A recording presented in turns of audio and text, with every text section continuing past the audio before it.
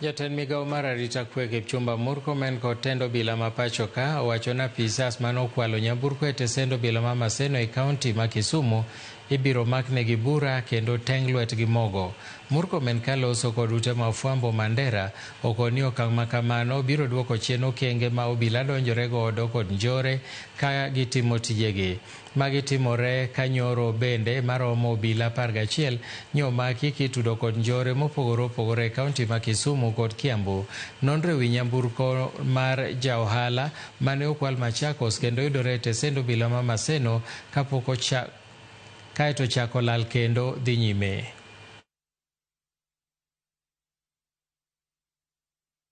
We have some very good police officers.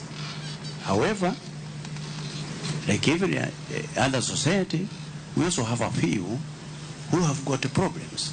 For example, the case that we have just mentioned on a vehicle having been recovered and then stolen from a police station.